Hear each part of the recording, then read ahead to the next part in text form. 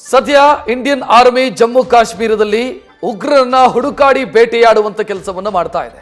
ಸತತ 12 ಗಂಟೆಗಳಿಂದಲೂ ಕೂಡ ಅಲ್ಲಿ ಉಗ್ರರನ್ನ ಹುಡುಕಿ ಕೊಂದು ಹಾಕುವಂತ ಕಾರ್ಯಾಚರಣೆ ನಡೀತಾ ಇದೆ. ಟ್ರಾಲ್ನಲ್ಲಿ ಆಪರೇಷನ್ ಕೆಲ್ಲಾರ್ ಮುಂದುವರೆದಿದೆ. ಉಗ್ರರು ಅಡಗಿ ಕೂತು ಫೈರಿಂಗ್ ಮಾಡಿದಂತ ದೃಶ್ಯ ನ್ಯೂಸ್ ಫಸ್ಟ್ಗೆ ಲಭ್ಯ ಆಗಿದೆ. ಅಡಗಿ ಕೂತಿದ್ದಂತ ಉಗ್ರರನ್ನ ಪತ್ತೆ ಹಚ್ಚಿದ್ದು ಸೇನೆಯ ಡ್ರೋನ್. 3 ಉಗ್ರರನ್ನ ಈಗಾಗಲೇ ಹೊಡೆದುರುಳಿಸಲಾಗಿದೆ. ಮೌಲಾನಾ ಮಸೂದ್ ಅಜರ್ನ ಜೈಷೆ ಮೊಹಮ್ಮದ್ ಸಂಘಟನೆಗೆ ಸೇರಿದವರು 3 ಭಯೋತ್ಪಾದಕರು. ಅವರನ್ನ ಕೊಂದು ಹಾಕಲಾಗಿದೆ. ಇನ್ನೂ ಹಲವರು ಅಡಗಿರುವಂತ ಶಂಕೆ ಇದೆ. ಕಾರ್ಯಾಚರಣೆ ಮುಂದುವರೆದಿದೆ. ನ್ಯೂಸ್ ಫಸ್ಟ್ ವರದಿ ಮಾಡ್ತಾ ಇದ್ದಂತ ಸಂದರ್ಭದಲ್ಲೂ ಕೂಡ ಗುಂಡಿನ ಚಕಮಕಿ ನಡೀತಾನೆ ಇತ್ತು. ಲೈವ್ ನಲ್ಲೇ ಬುಲೆಟ್ ಫೈರಿಂಗ್ ನ ಸದ್ದು ಕೇಳ್ತಾ ಇತ್ತು. ಘಟನಾ ಸ್ಥಳದಿಂದ ನ್ಯೂಸ್ ಫಸ್ಟ್ ನಿರ್ಭೀತಿಯಿಂದ ವರದಿ ಮಾಡ್ತಾ ಇದೆ. ನಮ್ಮ ಪ್ರತಿನಿಧಿ ಜಗದೀಶ್ ಕಾಶಂಪುರ್ ಮತ್ತು ನಮ್ಮ ಕ್ಯಾಮರಾಮ್ಯಾನ್ ಅಶೋಕ್ ಸ್ಥಳದಿಂದ ಡೇರಿಂಗ್ ವರದಿಯನ್ನು ಮಾಡ್ತಾ ಇದ್ದಾರೆ. ಈ ದೃಶ್ಯ ಗಮನಿಸ್ತಾ ಇದ್ದೀರಿ. ಇದು ಇವತ್ತಿನ ಎನ್ಕೌಂಟರ್ ಅಲ್ಲಿ ಸತ್ತು ಹೋದಂತ ಉಗ್ರ ಅಡಗಿ ಕೂತಿರುವಂತ ದೃಶ್ಯ. ಒಂದು ಅಂಡರ್ ಕನ್ಸ್ಟ್ರಕ್ಷನ್ ಅಂದ್ರೆ ನಿರ್ಮಾಣ ಹಂತದ ಕಟ್ಟಡದಲ್ಲಿ ಅಡಗಿ ಕೂತಿದ್ದಾನೆ. ಇದನ್ನ ಡ್ರೋನ್ ಮುಖಾಂತರ ಪತ್ತೆ ಹಚ್ಚಲಾಗಿದೆ. ಈತನ ಇರುವಿಕೆಯನ್ನ ಡ್ರೋನ್ ಮುಖಾಂತರ ಪತ್ತೆ ಹಚ್ಚಿ ಆ ನಂತರ ಆತನನ್ನ ಕಳಿಸಬೇಕಲ್ಲಿಗೆ ಕಳಿಸಲಾಗಿದೆ, ಪಾರ್ಸೆಲ್ ಮಾಡಲಾಗಿದೆ. ನೋಡ್ತಾ ಇದ್ದೀರಿ, ಕದ್ದು ನೋಡ್ತಾ ಇದ್ದಾನೆ. ಕೈಯಲ್ಲಿ ರೈಫಲ್ ಇದೆ. ಡ್ರೋನ್ ದೃಶ್ಯಗಳಿವು. ಡ್ರೋನ್ ಅನ್ನು ಬಳಸಿ ಎಲ್ಲಿ ಅಡಗಿದ್ದಾರೆ ಅಂತ ಹುಡುಕಿ ಕರೆಕ್ಟ್ ಆಗಿ ಹೊಡೆದುರುಳಿಸಲಾಗಿದೆ. ಒಟ್ಟು 3 ಇವತ್ತು ಸತ್ತು ಹೋಗಿದ್ದಾರೆ. ಇನ್ನಷ್ಟು ಜನರಿಗಾಗಿ ಹುಡುಕುವಂತ ಕೆಲಸಗಳು ನಡೀತಾ ಇದೆ. ನೋಡ್ತಾ ಇದ್ದೀರಾ, ಆ ಕಣ್ಣಲ್ಲಿರುವಂತ ಆತಂಕ. ಇಂಡಿಯನ್ ಆರ್ಮಿ ಯಮಪುರಿಗೆ ಅಟ್ಟತ್ತೆ ಅನ್ನೋದು ಕನ್ಫರ್ಮ್ ಆದಂಗಿದೆ. ಆ ಕಣ್ಣಲ್ಲಿ ಆತಂಕ ಕಾಣಿಸ್ತಾ ಇದೆ. ಬೀಳತ್ತೆ, ಬುಲೆಟ್ ಫೈರ್ ಆಗತ್ತೆ ಅನ್ನುವಂತ ಆತಂಕ ಅದು. ಹೇಗಾದ್ರೂ ಬದುಕೋಬೇಕು ಅನ್ನುವಂತ ಆತಂಕ ಅದು. ಆ ಕಣ್ಣಲ್ಲಿರುವಂತ ಆತಂಕ ಭಾರತದ ಸೇನೆಯ ಪೌರುಷ.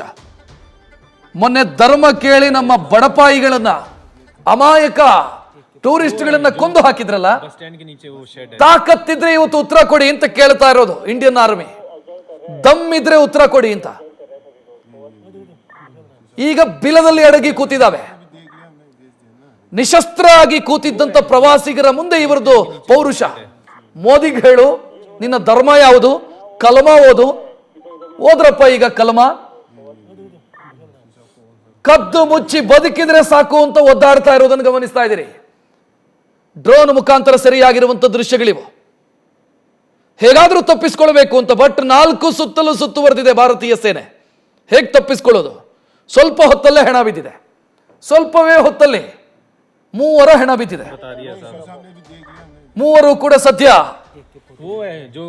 ಅವರ ಅಕ್ಷತೆ ಕನ್ಯೆಯರು, ಹ್ಯೂರಿಗಳ ಬಳಿಗೆ ಹೊರಟಿದ್ದಾರೆ. 72 ಹೂರಿಗಳ ಬಳಿಗೆ ಹೊರಟಿದ್ದಾರೆ. ಅವರನ್ನು ಕಳಿಸುವಂತ ಕೆಲಸವನ್ನ ನೀಟಾಗಿ ಭಾರತದ ಆರ್ಮಿ ಮಾಡಿದೆ. 3 ವಿಕೆಟ್ ಉರುಳಿದೆ. ಮೊನ್ನೆ 3 ವಿಕೆಟ್, ಒಟ್ಟು 6. बस स्टैंड के नीचे वो शेड है. अच्छा, ये रोड वाली पार्टी थोड़ा ध्यान देना, वो ऑब्जर्व कर रहा है, इधर मूवमेंट करके ऑब्जर्व कर रहा है सभी को. ಸರ್ಚ್ ಆಪರೇಷನ್ ನಡೀತಾ ಇರುವಂತ ಸ್ಥಳದಿಂದಲೇ ನಮ್ಮ ಪ್ರತಿನಿಧಿ ಜಗದೀಶ್ ನೇರ ಸಂಪರ್ಕದಲ್ಲಿದ್ದಾರೆ. ಜಗದೀಶ್, ನಾನು ವಿವರಿಸ್ತಾ ಇದ್ದೆ, ಡ್ರೋನ್ ಅವರನ್ನ ಹುಡುಕುವಂತ ಪ್ರಯತ್ನವನ್ನ ಮಾಡಿದಾಗ ಆ ಕಣ್ಣಲ್ಲಿರುವಂತ ಆತಂಕ ನೋಡಿ ಖುಷಿ ಆಗತ್ತೆ.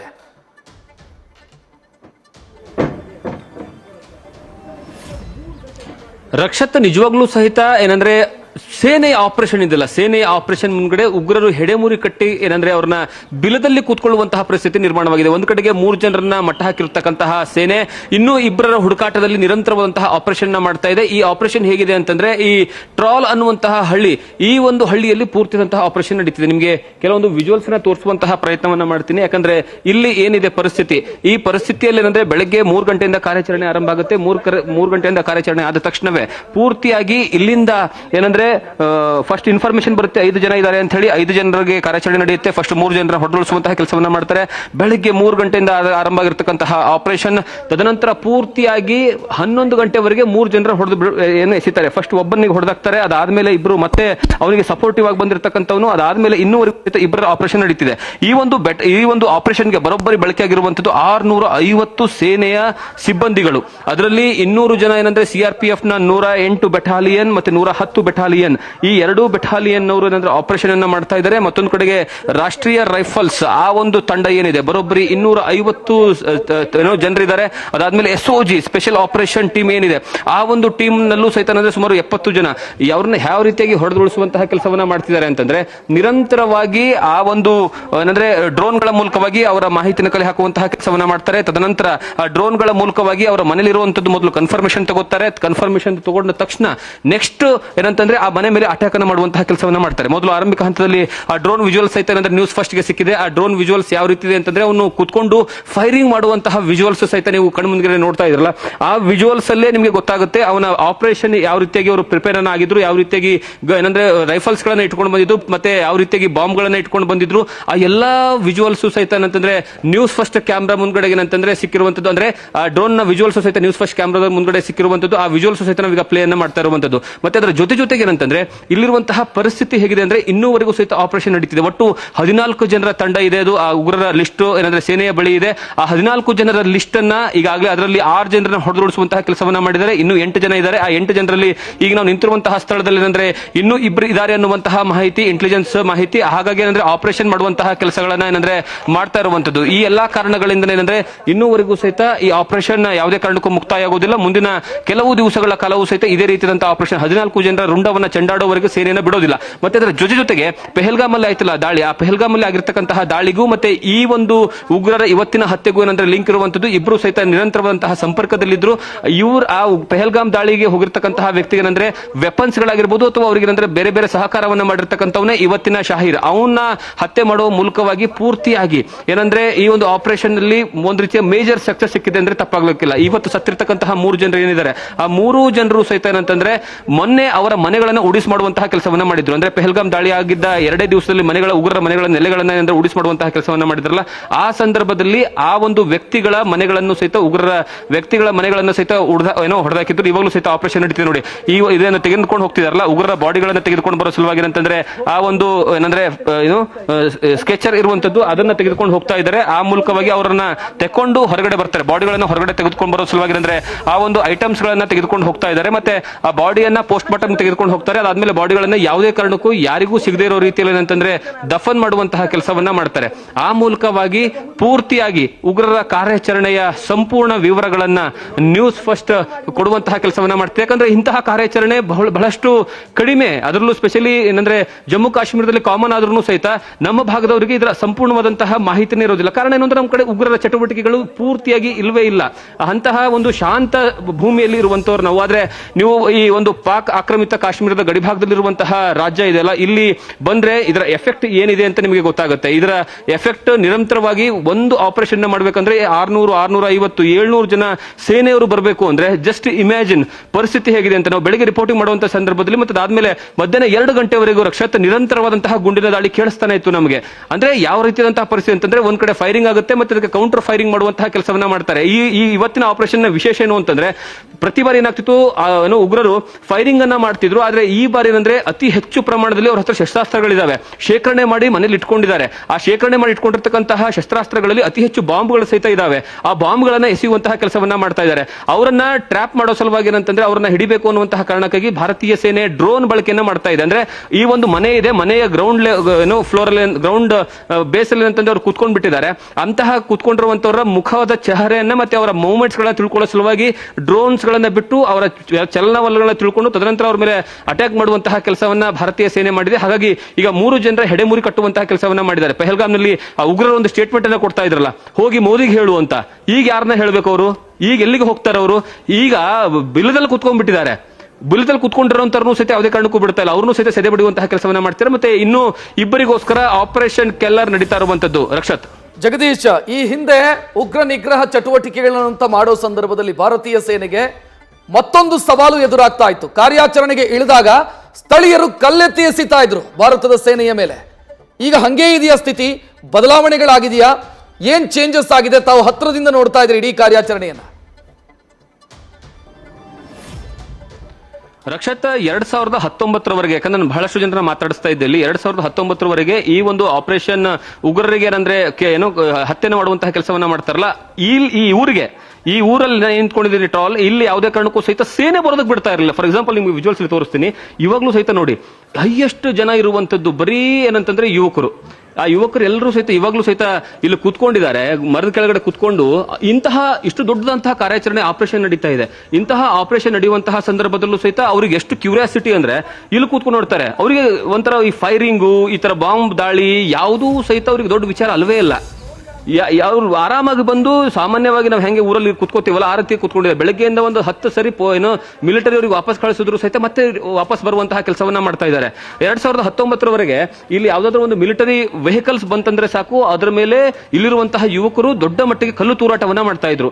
ಕಲ್ಲು ತೂರಾಟವನ್ನ ಮಾಡಿ ಮಿಲಿಟರಿಯ ವಾಹನಗಳು ಊರು ಒಳಗಡೆ ಬರೋದಕ್ಕೆ ಬಿಡ್ತಾ ಇರಲಿಲ್ಲ. ಕಾರಣ ಏನು ಅಂತಂದ್ರೆ ಈ ಭಾಗದಲ್ಲಿ ಅತಿ ಹೆಚ್ಚಿನ ಏನೋ ಉಗ್ರ ಚಟುವಟಿಕೆ ನಡೀತಾ ಇರುವಂತಹ ಜಾಗ. ಕಾರಣ ಯಾಕೆ, ಈ ಪ್ರದೇಶವೇ ಯಾಕೆ ಅಂತ ನೋಡ್ತಾ ಹೋದ್ರೆ ನಿಮ್ಗೆ ಒಂದು ವಿಜುವಲ್ಸ್ ಅಲ್ಲಿ ಕಾಣಸಿಗುತ್ತೋ ಇಲ್ಲ ಗೊತ್ತಿಲ್ಲ. ಅಲ್ಲಿ ಪೂರ್ತಿ ಏನಂದ್ರೆ ಗುಡ್ಡಗಾಡಿನ ಪ್ರದೇಶ. ನೀವು ಯಾವುದೇ ಭಾಗಕ್ಕೂ ಹೋಗಿ ಆ ಒಂದು ಗುಡ್ಡಗಾಡಿನ ಪ್ರದೇಶ ಇರುವಂತಹ ಕಾರಣಕ್ಕಾಗಿ, ಮತ್ತೆ ಇದರ ಹಿಂಭಾಗದಲ್ಲಿ ಈಗೇನು ಗುಡ್ಡ ಕಾಣಿಸ್ತಾ ಇದೆಲ್ಲ, ಆ ಗುಡ್ಡದ ಹಿಂಭಾಗದಲ್ಲಿ ಏನಂತಂದ್ರೆ ಪೂರ್ತಿಯಾಗಿ ಏನಂದ್ರೆ ಐಸ್ ಇಂದ ಇರುವಂತಹ ಹಿಮದ ಪರ್ವತಗಳು. ಆ ಹಿಮದ ಪರ್ವತಗಳ ಒಳಗಡೆ ಏನಂತಂದ್ರೆ ಯಾರು ಹೋಗೋದಕ್ಕಾಗೋದಿಲ್ಲ. ಅಷ್ಟರ ಮಟ್ಟಿಗೆ ಅಂದ್ರೆ ಸದಾ ಬೇಸಿಗೆ ಬಂದ್ರು ಸಾಕು, ಚಳಿಗಾಲ ಬಂದ್ರು ಸಾಕು, ಮಳೆಗಾಲ ಬಂದ್ರು ಸಾಕು, ಯಾವಾಗ ಬಂದ್ರು ಪೂರ್ತಿಯಾಗಿ ಏನಂದ್ರೆ ಆ ಹಿಮದಿಂದ ಇರುವಂತಹ ಪರ್ವತಗಳು. ಆ ಪರ್ವತದ ಮುಂಭಾಗದಲ್ಲಿರುವಂತದ್ದೇ ಈ ಒಂದು ಏನಂದ್ರೆ ಉಗ್ರರ ನೆಲೆಗಳಿರುವಂತಹ ಜಾಗ. ಇಂತಹ ಜಾಗಗಳಲ್ಲಿ ಅವರು ಒಂದ್ ಕಡೆ ಏನಾದ್ರು ಆಪರೇಷನ್ ನಡೀತಾ ಇದ್ರೆ ಮತ್ತೊಂದು ಕಡೆಗೆ ಹೋಗ್ತಾ ಇದ್ರು. ಅಷ್ಟರ ಮಟ್ಟಿಗೆ ಏನಂತಂದ್ರೆ ಅವ್ರಿಗೆ ಪ್ರಿಪರೇಷನ್, ಈ ಪ್ರಿಪರೇಷನ್ಗೆ ಮೂಲವಾಗಿ ಸಹಕಾರ ಕೊಡ್ತಿರುವಂತದ್ದು ಸ್ಥಳೀಯರು. ಯಾಕಂದ್ರೆ ಒಂದು ಏನಾದ್ರು ವೆಹಿಕಲ್ ಮೂವ್ಮೆಂಟ್ ಆಯ್ತು ಅಂದ್ರೆ, ಮಿಲಿಟರಿ ವೆಹಿಕಲ್ ಮೂವ್ಮೆಂಟ್ ಆಯ್ತು ಅಂದ್ರೆ ಅವರಿಗೆ ಇನ್ಫಾರ್ಮೇಶನ್ ಕೊಡುವಂತವರು ಈ ಸ್ಥಳೀಯರಾಗಿದ್ರು. ಆ ಕಾರಣಕ್ಕಾಗಿ ಮಿಲಿಟರಿಯ ಕಾರ್ಯಾಚರಣೆಗೆ ದೊಡ್ಡ ಮಟ್ಟದಲ್ಲಿ ತೊಂದರೆ ಆಗ್ತಾ ಇತ್ತು. ಮತ್ತೆ ಅದರ ಜೊತೆಗೆ ಆ ಉಗ್ರರಿಗೆ ಸಂಪೂರ್ಣ ಸಹಕಾರವನ್ನು ಕೊಡ್ತಾರೆ, ಫಂಡಿಂಗ್ ಆಗ್ತಾ ಇತ್ತು. ಲಿಟರಲಿ ಅಂತಂದ್ರೆ ಒಂದೊಂದು ಹಳ್ಳಿಯಲ್ಲಿ ಯಾವ್ದಾದ್ರು ಒಂದು ದೊಡ್ಡ ಅಂಗಡಿ ಇದೆ, ದೊಡ್ಡ ವ್ಯಾಪಾರಸ್ಥ ಇದೆ ಅಂತಂದ್ರೆ ಅವನ ಕಡೆಯಿಂದ ದುಡ್ಡು ಹೋಗ್ತಾ ಇತ್ತು ಅವರಿಗೆ. ಮತ್ತೆ ಊಟದ ವ್ಯವಸ್ಥೆ, ತಿಂಡಿಯ ವ್ಯವಸ್ಥೆ, ಯಾವ ಮನೆ ಹೋದ್ರೂ ಸಹಿತ ಅವರಿಗೆ ಏನಂದ್ರೆ ರಾಜ ಮರ್ಯಾದೆ ಯಾವ ಮಟ್ಟಕ್ಕೆ ಅಂದ್ರೆ, ನೀವು ಒಂದು ಎಕ್ಸಾಂಪಲ್ ಕೊಡ್ತೀನಿ ರಕ್ಷತ್ ನಿಮ್ಗೆ. 2019 ಸಹಿತ ಏನಂದ್ರೆ 19-20 ಉಗ್ರರು ಯಾರಿದಾರಲ್ಲ ಅವರು ಇಲ್ಲಿರುವಂತಹ ಹುಡುಗಿಯರಿಗೆ ಎಲ್ರಿಗೂ ಅಂತ ಹೇಳೋದಿಲ್ಲ, ಯುವತಿಯರಿಗೆ ಏನಂತಂದ್ರೆ ರೋಲ್ ಮಾಡೆಲ್ಸ್ ಗಳವರು. ಅವ್ರ ಪ್ರೀತಿಯಲ್ಲಿ ಬಿಡ್ತಾ ಇದ್ರು, ಪ್ರೀತಿಯಲ್ಲಿ ಬಿದ್ದು ಆ ಒಂದು ವಿಚಾರಗಳನ್ನ ಯೂಸ್ ಮಾಡ್ಕೊಂಡು, ಅಂದ್ರೆ ಹುಡುಗಿಯರನ್ನ ಏನಂದ್ರೆ ಯೂಸ್ ಮಾಡ್ಕೊಂಡು ಆ ಹುಡುಗಿಯರ ಅಂದ್ರೆ ಬುರ್ಖಾದ ಒಳಗಡೆ ಏನಂದ್ರೆ ಗನ್ಗಳನ್ನ ಕೊಟ್ಟು ಮತ್ತೊಂದು ಕಡೆಗೆ ಸಪ್ಲೈ ಮಾಡೋದಕ್ಕೆ ಹೇಳ್ತಾ ಇದ್ರು. ಅಂದ್ರೆ ಅಷ್ಟರ ಮಟ್ಟಿಗೆ ಏನಂತಂದ್ರೆ ಇಲ್ಲಿರುವಂತಹ ಸ್ಥಳೀಯರನ್ನ ಅವರಿಗೆ ಸಹಕಾರವನ್ನು ಕೊಟ್ಟಿದ್ದಾರೆ. ಆದ್ರೆ ಪರಿಸ್ಥಿತಿ ತುಂಬಾ ಬದಲಾಗಿದೆ. ಈಗ ಪರಿಸ್ಥಿತಿ ಬದಲಾದಂತಹ ಸಂದರ್ಭದಲ್ಲಿ ಈಗ ಸ್ಥಳೀಯರು ಬದಲಾಗಿರೋದಾ ಅಥವಾ ಕಲ್ಲೆತ್ತುಕೊಂಡ್ರೆ ಬುಲೆಟ್ ಬೀಳುತ್ತೆ ಅನ್ನುವಂತ ಭಯನ? ಸ್ಥಳೀಯರು ಬದಲಾಗಿರೋದಾ ಅಥವಾ ಕಲ್ಲೆಲ್ಲಾದ್ರೂ ಎಸ್ದ್ರೆ ಬುಲೆಟ್ ಅಲ್ಲಿ ಉತ್ತರ ಬೀಳಕ್ ಕೊಡ್ತಾರೆ ಅಂತ? 100% ಇಲ್ಲ, ಖಂಡಿತವಾಗ್ಲೂ 100% ಇವರು ಕರೆಕ್ಟ್. ಈಗ ಏನಾಗಿದೆ ಅಂದ್ರೆ ಪರಿಸ್ಥಿತಿ, ಅವ್ರಿಗೇನಂದ್ರೆ ಕಲ್ಲು ಎತ್ತದ ಬಿಡಿ, ಏನಂದ್ರೆ ಅಪ್ಪಿತಪ್ಪಿ ಕಣ್ಣು ಮುಂದ್ಗಡೆ ಕಾಣಿಸುವಂತಹ ಪರಿಸ್ಥಿತಿಯಲ್ಲೂ ಇಲ್ಲ. ಅವರಿಗೆ ಹೇಗಾಗಿದೆ ಅಂತಂದ್ರೆ ಮುಂಚೆ ಏನಾಗ್ತಿತ್ತು, ಫಂಡಿಂಗ್ ಅನ್ನ ಮಾಡಿ ದುಡ್ಡು ಕೊಟ್ಟು ಕಲ್ಲನ್ನು ಹೊಡಿಸುವಂತಹ ಕೆಲಸವನ್ನ ಮಾಡ್ತಾ ಇದ್ರು. ಈಗ ಆ ದುಡ್ಡು ಬರುತ್ತಲ್ಲ, ಅಂದ್ರೆ ಪಾಕಿಸ್ತಾನದಿಂದ ಆಗಿರ್ಬೋದು ಅಥವಾ ಪಾಕ್ ಆಕ್ಯುಪೈಡ್ ಕಾಶ್ಮೀರದಿಂದ ಆಗಿರ್ಬೋದು ಅಥವಾ ಈ ಟೆರರಿಸಂ ಸಂಘಟನೆಗಳಿಂದ ಆಗಿರ್ಬೋದು, ಅವರಿಂದ ದುಡ್ಡು ಬರ್ತಾ ಇತ್ತಲ್ಲ, ಆ ದುಡ್ಡನ್ನೇ ಕಟ್ ಮಾಡುವಂತಹ ಕೆಲಸವನ್ನ, ಆದಾಯದ ಮೂಲವೇ ಬರುವಂತಹ ಇದು ಕಟ್ ಮಾಡುವಂತಹ ಕೆಲಸವನ್ನ ಮಾಡಿದ್ದಾರೆ. ಅದ್ರ ಜೊತೆಗೆ ಏನಂತಂದ್ರೆ ಇಲ್ಲಿರುವಂತಹ ಯುವಕರಲ್ಲಿ ಬಹಳಷ್ಟು ಜನರಲ್ಲಿ ನಾವು ಅಬ್ಸರ್ವ್ ಮಾಡ್ತೀನಿ, ಇಲ್ಲಿ ಇರುವಂತಹ ಸಂದರ್ಭದಲ್ಲಿ ಹೇಳ್ತೀನಿ, ಅವರು ಮನಸ್ಸಲ್ಲಿ ಇವಾಗಲೂ ಸಹಿತ ನೀವು ಇದ್ರ ಬಗ್ಗೆ ಮಾತಾಡಿ ಅಂತ ನೀವೇನಾದ್ರೂ ಲೋಗೋ ಅವ್ರ ಹತ್ರ ಹಿಡಿದ್ರೆ ಒಬ್ಬರೇ ಒಬ್ರು ಮಾತಾಡಲ್ಲ, ಒಬ್ಬರೇ ಒಬ್ರು ಸಹಿತ ಇನ್ಫಾರ್ಮೇಶನ್ ಕೊಡಲ್ಲ. ನಾನು ಆಫ್ ದಿ ರೆಕಾರ್ಡ್ ಕೂತ್ಕೊಂಡು ಮಾತಾಡೋ ಸಂದರ್ಭದಲ್ಲಿ ಇವ್ರು ಮೂವರು ನಿಮಗೆ ಪರಿಚಯ ಅಂತ ಕೇಳ್ತಾ ಇದ್ದೆ. ಅವ್ರು ಎಷ್ಟು ಈಸಿಯಾಗಿ ಹೇಳ್ತಾರೆ ಗೊತ್ತಾ, ಏ ತೋ ಹಮರ್ಕೋ ಪತಾ ಹೈ ಯಾರ್, ಏ ಬಾಜು ವಾಲಾ ಗಾಂವ್ ಕಾ ಹೈ, ರೋಜ್ ಇದರ್ ಹಿ ಆತೆ ಥೇ ಪೈಲೆ. ಅಂದ್ರೆ ಇಷ್ಟರ ಮಟ್ಟಿಗೆ ಅವ್ರಂದ್ರೆ ಅವ್ರ ಜೊತೆ ಒಡನಾಟನ ಇಟ್ಕೊಂಡಂತವ್ರು. ಅವರಿಗೆ ಎಷ್ಟರ ಮಟ್ಟಿಗೆ ಅಂದ್ರೆ ಈಗ ಒಳಗಡೆ ಅಂದ್ರೆ ಕೆಲವೊಬ್ಬರಿಗೆ ಎಲ್ರಿಗೂ ಅಂತ ಹೇಳೋದಿಲ್ಲ, ಕೆಲವೊಬ್ಬರಿಗೆ ಹೊಟ್ಟೆಲಿ ಅಂತಂದ್ರೆ ಆ ಒಂದು ಸಂಕಟ ಇದೆ ಅಂತಂದ್ರೆ ಈ ಆಪರೇಷನ್ ಮಾಡಿದೆ ಅಂತ ಬೆಳಗ್ಗೆ ನಾನು ಬಹಳಷ್ಟು ಜನ ಬಂದು ಹೇಳ್ತಾರೆ, ಈ ತರ ಆಪರೇಷನ್ ಮಾಡಿದ್ರೆ ನಮ್ಮ ಸ್ಥಳೀಯರಿಗೆ ತೊಂದರೆ ಆಗುತ್ತೆ, ನಮಗೇನಂದ್ರೆ ನಮ್ಮ ಮನೆಗಳ ಮೇಲೆ ಗುಂಡು ಬೀಳುತ್ತೆ, ಇದು ಅವ್ರಿಗೆ ಗೊತ್ತಾಗುತ್ತೆ ವಿನಃ ಅಲ್ಲಿ ಉಗ್ರರು ಬಂದೇನಂದ್ರೆ ಸಾವು ಗಿಡ ಏನೋ ಬಹಳಷ್ಟು ಜನರಿಗೆ ಏನಂದ್ರೆ ಅಮಾಯಕರನ್ನ ಹತ್ಯೆ ಮಾಡಿದ್ರಲ್ಲ ಅದ್ರ ಬಗ್ಗೆ ಒಬ್ಬರೊಬ್ಬರು ಮಾತಾಡುವಂತಹ ಪರಿಸ್ಥಿತಿ ಇಲ್ಲ.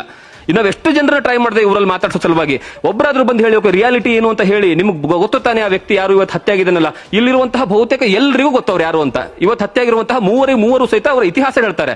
ನಮಗೆ ಇನ್ಫಾರ್ಮೇಶನ್ ನಾವು ಹೇಳ್ತಾ ಇದ್ವಲ್ಲ, ಏನಂದ್ರೆ ಫಸ್ಟ್ ಟೆರರ್ ಹತ್ಯೆ ಆದಂತಹ ಸಂದರ್ಭದಲ್ಲಿ ಅವನ ಇತಿಹಾಸವನ್ನ ಹೇಳಿದ್ರು ಸ್ಥಳೀಯರೇ ನಮಗೆ. ಅವರ ತಂದೆ ಏನಂದ್ರೆ ಟೀಚರ್ ಆಗಿ ಕೆಲಸವನ್ನ ಮಾಡ್ತಿದ್ದಾರೆ. ಇದು ಪಕ್ಕದಲ್ಲಿರುವಂತಹ ಹಳ್ಳಿಯಲ್ಲಿ ಖಾಸಿಪುರ್ ಅನ್ನುವಂತಹ ಹಳ್ಳಿ ಇದೆ. ಇಲ್ಲಿಂದ ಕೇವಲ 1 ಕಿಲೋಮೀಟರ್. ಆ ಖಾಸಿಪುರದಲ್ಲಿ ಅವರ ತಂದೆ ಅಂದ್ರೆ ಶಿಕ್ಷಕರಾಗಿ ಸೇವೆಯನ್ನು ಸಲ್ಲಿಸ್ತಾ ಇದ್ರು. ಅಂತಹ ಶಿಕ್ಷಕರಾಗಿ ಸೇವೆ ಸಲ್ಲಿಸಿರ್ತಕ್ಕಂತಹ ಮಗನ ಪರಿಸ್ಥಿತಿ ಇದು ಇಲ್ಲಿರುವಂತಹ ರಿಯಾಲಿಟಿ. ಇದು ಕೇವಲ ಒಂದು ಪರಿಸ್ಥಿತಿ ಅಲ್ಲ, ಇಂತಹ ಬಹಳಷ್ಟು ಎಕ್ಸಾಂಪಲ್ಸ್ ಗಳಿದಾವೆ. ಬಹಳಷ್ಟು ಜನ ಯುವಕರ ಮನಸ್ಸನ್ನ ಕೆಡಿಸುವಂತಹ ಕೆಲಸಗಳನ್ನ ಇಲ್ಲಿರುವಂತಹ ಸ್ಥಳೀಯರೇ ಮಾಡ್ತಾರೆ. ಅವರಿಗೆ ಹೇಗೆ ಅಂತಂದ್ರೆ ಇಲ್ಲಿ ಯಾರಾದ್ರೂ ಹೊರಗಡೆಯವರು ಬಂದ್ರೆ ಸಾಕು, ಒಂದ್ ರೀತಿ ನಾವ್ ಹೇಗೇನಂದ್ರೆ ಟೆರರಿಸ್ಟ್ ನೋಡ್ತೀವಲ್ಲ, ನಾವು ಅಪ್ಪಿತಪ್ಪಿ ಯಾರಾದ್ರೂ ಹೊರಗಡೆಯವರು ಈ ಒಂದು ಸ್ಥಳಕ್ಕೆ ಬಂದ್ರೆ ಸಾಕು ನಮ್ಮನ್ನ ಟೆರರಿಸ್ಟ್ ತರ ನೋಡ್ತಾರೆ ಅವರು. ಅದು ಯಾಕೆ ಇವರು ಬಂದ್ರು ಇಲ್ಲಿಗೆ ಅನ್ನುವಂತಹ ಮನಸ್ಥಿತಿ ಇಲ್ಲಿ ಇವಾಗ್ಲೂ ಸಹಿತ ಪ್ರೆಸೆಂಟ್ ಸಿಚುವೇಶನ್ ಸಹಿತ ಇದೆ ರಕ್ಷತ್ ಇಲ್ಲಿ. ನ್ಯೂಸ್ ಫಸ್ಟ್ ನಿರ್ಭೀತಿಯಿಂದ ನಿಮ್ಮ ಪರವಾಗಿ.